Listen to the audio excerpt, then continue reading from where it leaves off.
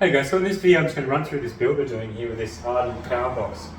So it's actually got a 1200 watt inverter built into this little compact unit here with your 12 watt sockets. Also has plenty of Anderson plugs on the side. So we've got 4 50 amp Anderson plugs as well as a big 175 amp plug. Seems like it should be a pretty good little unit. The only one issue I have with it is on the front here and also like on the website and everything. They claim it has a 1200 watt inverter.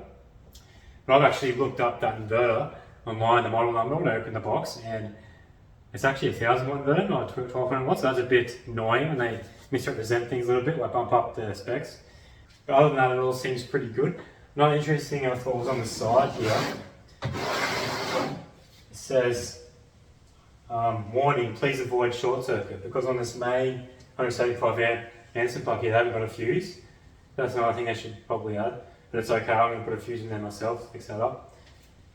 So this whole battery setup is for my sister's partner. He wanted a good setup that he can pull in and out the back of his ute really easily. So when he gets home he can take it all out. He doesn't have to like completely build a system in. So this is a good unit for that because it has all your plugs and everything on it. So over here I've got these brand new lithium phosphate cells. So 280 amp hours each. There's 4 of them and then they go in series and total they equal 12 volt battery. So the really good thing about using the spare cells like this, instead of actually a pre-built battery, is I can fit 280 amp hours of cells inside this compact battery box. Whereas if I was to buy a battery, you wouldn't be able to fit it in. 280 amp hour battery would be quite a big battery. So it's going to be a really good compact unit that does everything it needs. Here over on this side here, you can see it's got the 240 volt socket. It's got a little fan on here too to feed some air into that inverter. On the other side here we've got another fan. That just feeds some air into the box and keep everything cool. That's pretty good. It's got 2 fans on it. It's got these handles on the side. You pull up and so you can pull the unit up and carry it around. Nice and portable. So I've taken the lid off and this is it upside down so you can see everything inside it. See on here on this main 175 amp Anderson connector I was saying, there's no fuse on it. It goes directly to your battery positive terminal. So what I'm going to have to do is put a fuse on that to protect that. So all these 4 Anderson plugs here go through resettable circuit breakers, auto resetting circuit breakers. At least they're protected, which is good. These 12 volt sockets here have a little fuse here, a little inline fuse there you can change. So this is the main battery disconnect here. So they don't really have bus bars, they've just kind of put a bolt and bolted all the terminals together, which just works fine. It's not ideal, but it'll do the job. Especially because I'm not pulling a huge amount of current through the system, so it should be fine. So this is where I got the model number for the inverter here. So it's PS012AS V2.0. I looked that up. So it's got a fan here. I think one of them probably pushes air out and the other one sucks it in. So the one over here in the inverter will suck air in. I'll say that one probably pushes it out to keep a nice airflow going through the whole unit. You can see coming off the inverter here, it has those 2 smaller wires to the main positive of the inverter. So they look like they're only about 10 gauge wire. So generally you only want to run about 30 amps through 10 gauge wire, so 2 of them that'd be 60 amps. But it could be 8 gauge wire, I'm not quite sure. If it's 8 gauge wire that's fine, but if it's only 10 gauge it kind of is pushing it a bit, running that much current through those. When we're pushing close to 1000 watts we're going to pull in like 80 amps. But I'm going to do a test on these, so I'll get the heat gun out while it's running. I'm going to test it and see how hot these wires get. Okay, so in the first stage here what I've done is, I've got all the cells, lined them up, put these copper bus bars across, and I've got it in this series configuration to add up to the 12 volts. So these little cables here, little red ones, they go to the BMS system over here, which is a JK BMS. Basically so they can reach each individual cell, and that way it can protect the battery. I'll show you how that works a bit later. Basically you run to each positive terminal, so you got the first positive, second, third, and I'll have another one here in the 4th positive, and then also one to the negative here. That's where the JK BMS will be hooked up to the negative side. And I'll have it sitting down in here. And so this case comes with like a strap. So basically in the bottom there I've got a bit of foam, you can just see, so it's sitting on a bit of foam. And it's strapped down nice and tight with this strap, so that'll keep it from going anywhere. And also the cells, I've wrapped tape around them to hold them together nice and tight. Okay, so one thing missing from the box that I explained earlier was a big main fuse. So what I've done is put a big 200 amp fuse in just off the main battery terminal here, so that'll protect the whole system. So this cable here is a 6 AWG cable. It's actually a high heat version, so like this covering on it can handle up to 200 degrees Celsius, so can handle actually quite a few amps. You could easily put 120 amps through it, it'd be fine. But we're going to be pulling about 80 amps from this system most of the time anyway, because it's only a 1000 watt inverter. So with these JK BMSs, they have two terminal connection points. So on this end here that goes to the battery negative, I've got the two 7 AWG cables that come with it. And this other side here, because it already comes with a cable on this battery box, I've just looped up another 6 AWG cable around, so both the terminals are connected on that side. Okay, so I'm running this in a series configuration. So we got the positive going to the negative on this cell, and then the positive of this cell going to the negative of this cell, and then positive of this cell going to the negative of this cell. So that runs into series configuration. So we've got the main negative here, the main positive over here. On the negative here, we've got the JK BMS hooked up. So you can see down the side there, this is JK BMS. So this is a battery management system, and this monitors each individual cell. So what these little wires here are, they measure the individual cell voltages. So they go to the positive terminals. You got one main negative terminal, one here. So inside this BMS, you connect to it with Bluetooth, and you can set up all the parameters just to protect the battery. So basically you can have like a high voltage cutoff, a low voltage cutoff, temperature protection, stuff like that. So if any of these cells get outside a certain range, this thing will just shut it down and not allow anything to happen to it. So with lithium cells, you want them all to be nicely balanced, and also you don't want the voltages to go too high, too low, because it'll wreck the cells. So I'm using these copper bus bars here. These come with these cells when you buy them. They're pretty good. They can handle a fair bit of current, so really good for the application we want to use it for. So inside this box here comes with like this strap, this Velcro strap that goes down to the bottom. So I strapped that nice and tight to hold the cells in place. And these cells also, I've wrapped tape around them plenty of times to hold them together nicely, so they shouldn't really go anywhere. And down the sides here, I've got just a bit of foam packed in as well, down the bottom around the battery cells, just keep them in place. So with the JK BMS, you get a little display as well. So it's this little mini like LCD display. What I've done is put a really small hole at the top here and just run this little mount that comes with it up on top here. So I'm just going to probably put some silicone on there, silicone that on. So that means we can see a few different parameters coming directly from the BMS. I'll show you in a minute. So this is the main switch, so we'll turn that on now. And then turn on the BMS. So I just push this button on the side here on the display, like that, and you'll hear it beep. That means it's turned on, and we should see the display come on over here. So with this JK BMS, you can connect to it with Bluetooth. So you just you got this little JK BMS app in here. Open that up. I've already connected to it, but to connect, you basically just go scan and click on the Bluetooth symbol there. This is us connected, so it shows you all the parameters here. As you can see, we've got the main voltage up here, which is 13.2 volts. You got the remaining battery capacity. That won't be correct until I've done a full cycle, so I've got to fully charge the battery and discharge it. So we've got the battery capacity here. I've already set that to 280 amp hours. The remaining battery percentage up here. Then we've got the remaining capacity. It says 70 amp hours, not correct because it hasn't done a full cycle yet. We got the cell voltage difference, so that's like the deviation between the cells. At the moment 0.031 millivolts. So this will balance up nicely once it's fully charged, because the JK BMS also has a active balancer inbuilt. It can run, this is a 1 amp version, so it can balance it up to 1 amp. And the moment it says balance off, it won't start balancing until it hits 3.35 volts. I'll show you that in a second. So battery temp 1 is 27.8 degrees, battery temp 2. So it's got two temperature sensors, which I've mounted to the side here. So one's stuck there, I've stuck one here. So I've just used a bit of tape to the side of these battery cells. So that way you can set parameters inside this software so that it'll turn off at a certain temperature and turn on a certain temperature. And down here we've got all the different cell voltages. So we've got 4 cells, and you can see each individual cell voltage. So if you go into the settings here, you can just do a preset for different battery types. So you see here we've got lithium phosphate, that's the one I used. And you can come down and change all these different parameters. So like you got to change the cell count to 4, because this can do either 4 or 8 cell setup. So you got to 4. Then you can change the battery capacity here, so it knows what capacity battery is. And this is a balanced trigger voltage. So that means when the cells are more than 0.01 millivolts apart, it will start balancing. You can change that to whatever you like, but I do it at 0.01. So it means it will, as soon as they get like slightly deviated, it'll start balancing. Calibrating voltage, that means you can change the voltage if you don't think it's correct. You can calibrate it to what the voltage you think it actually is. Down here we got the cell overvoltage protection. So that means if the cell voltage goes above 3.65 volts, it'll stop charging, won't allow it to charge anymore. You can change that to whatever you want, but that's a good like top setting for lithium phosphate. You don't really want to go above that. Cell under voltage protection, so it's at 2.65 volts, or actually it's 2.6. So that means that if the voltage drops in any of the cells below 2.6, it will just stop discharging the battery, so to protect the cells.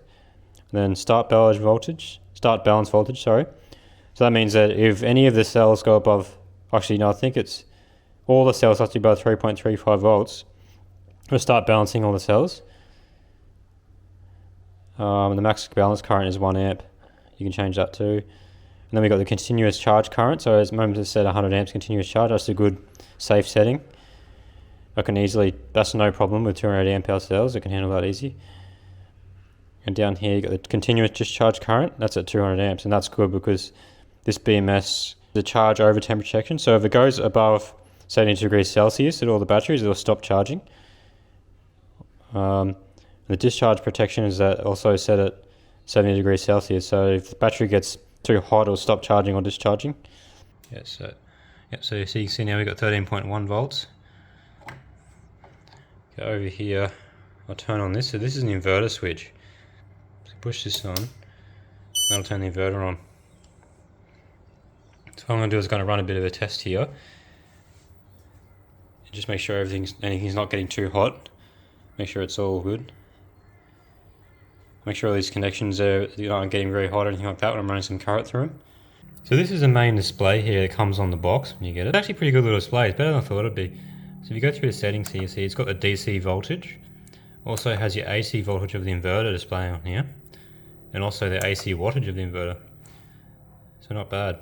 Okay, so the first thing I'm going to do just to test to make sure everything's hooked up properly is run this.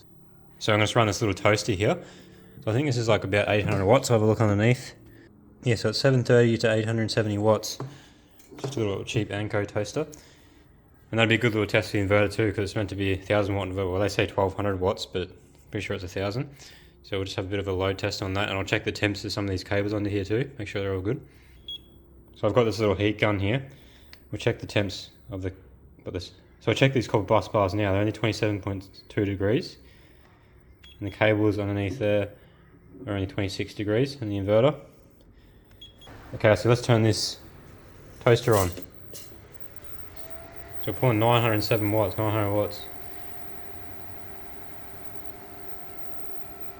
I'll let this run for a while, a few minutes, and see how it goes. So the fans come straight on in the inverter, pulling air in at the back here. So it's at 870 watts. Let's check some of these channels here, see if they're getting any hotter.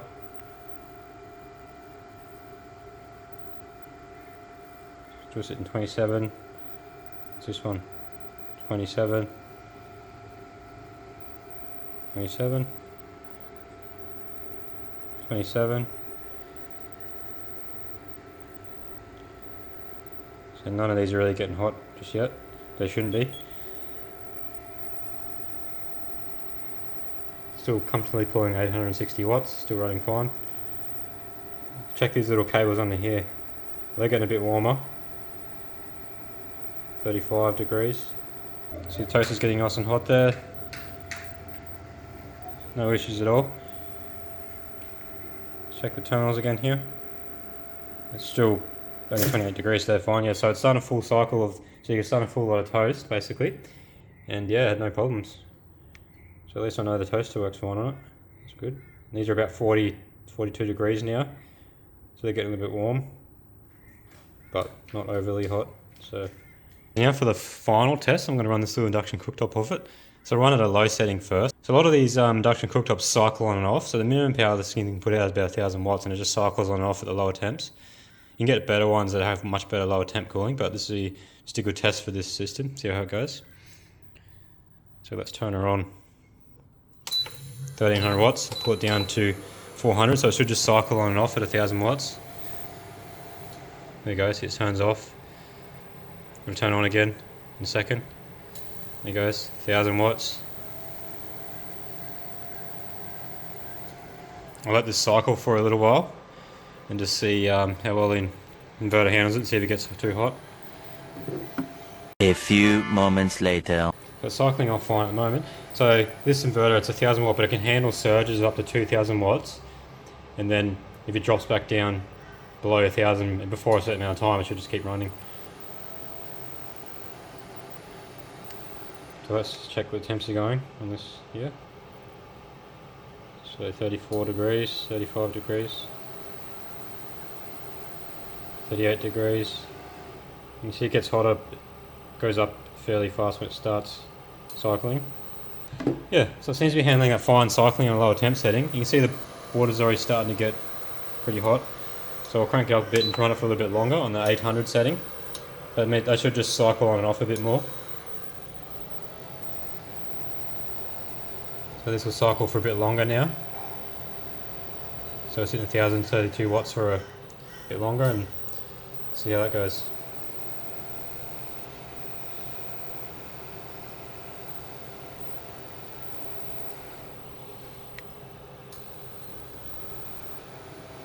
So the cables are getting a bit hotter now, they're 43, but they're still not overly hot.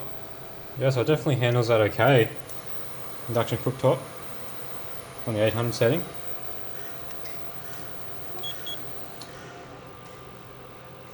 See, these terminals aren't really getting hot at all because these main terminals are fine, only sitting about 30 degrees. And these will handle the current, no problem. These cables aren't even really these cables here aren't really even getting warm. Okay, let's run it a bit longer. Let's put it up to 1000. So that should maintain 1050 watts and see how long it can run that for. See how hot it gets. A few moments later. So down the side here of the inverter, along there, is the MOSFETs. We'll check them, see how hot they're getting. So they're not getting too hot either, only sitting on about 30 degrees, 32 degrees. So we've been running at 1050 watts now for a few minutes. It still seems to be running fine. So it's actually not bad, really. Actually quite good.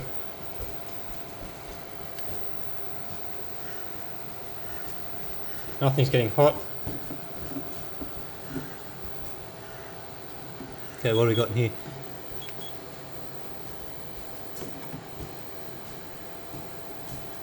So it's 51 degrees now, this main cable.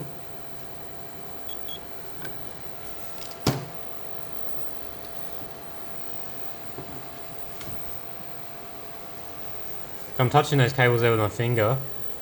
Yeah, they definitely don't feel too hot. They feel fine.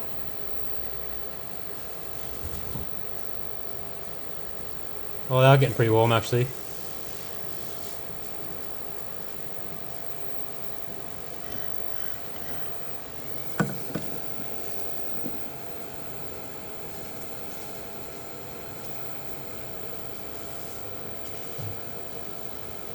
So I checked the temp actually on the board there at the bottom of those cables. It's actually sitting on 76 degrees. So it's getting pretty warm there at the bottom of those terminals. The actual cable is only about 50 degrees.